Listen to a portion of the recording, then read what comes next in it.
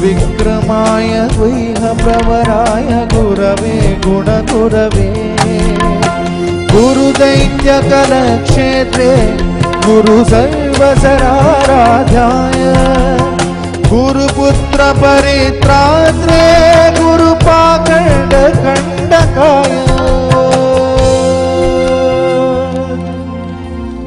गीतसाराय गीततत्त्वाय गीतगोत्राय धीमहि गूढगुल्फाय गन्धमत्ताय गोजयप्रदाय धीमहि गुणाधीताय गुणाधीशाय गुणप्रविष्टाय धीमहि एकदन्ताय वक्रतुण्डाय गौरीतनयाय धीमहि गजेशानाय बालचन्द्राय श्रीगणेशाय धीमहि।